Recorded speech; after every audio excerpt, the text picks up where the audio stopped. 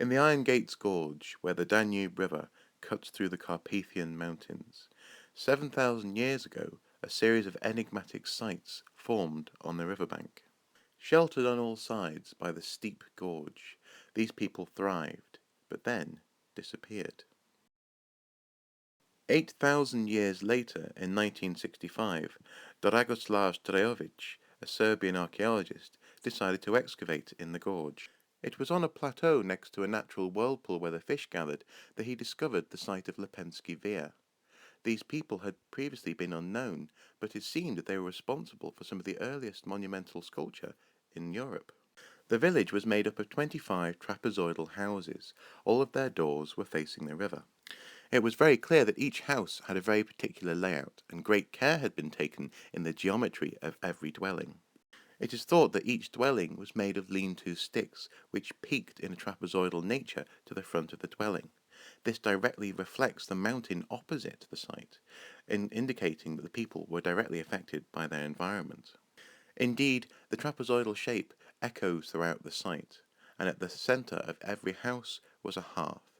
Probably, yes, to keep the place warm, but also it seemed to serve a ritual function, as at the head of each hearth was a sculpture, a fish-like being, quite possibly representing a god from the river, or maybe even perceived ancestors, which were half human, half fish.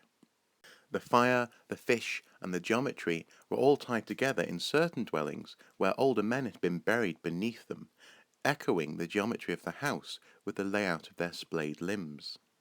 These repeating patterns led some archaeologists to suggest complicated associations with different parts of the home, symbols which permeated life. To what extent this is true, we cannot know, but what we do know is that fishing and the home was clearly very important to these people. And therefore, 7,000 years ago, a sophisticated and stable communal life was playing out on the banks of the river Danube. However, change was afoot, and Lepenski Vir, who for so long had been fishermen, were bit by bit surrounded by a new way of life. Farming had reached the Danube. The archaeology at this time at Lepenski Vir shows a shift in the diet, from mainly being a fish cuisine to a broader spectrum diet of game and other animals.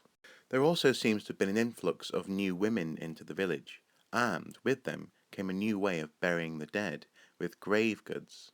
It seems that importance was now gained through access to exotic goods from other parts of the world. Indeed, for the first time, women were now being buried behind the hearth. No longer was it only old men who had access to the fish gods or the ancestors.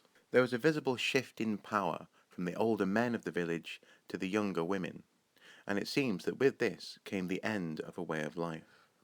Lepenski Vir is famous for its remarkable fish boulder sculptures, but it should also be remembered as it shows the archaeology of a slowly changing world.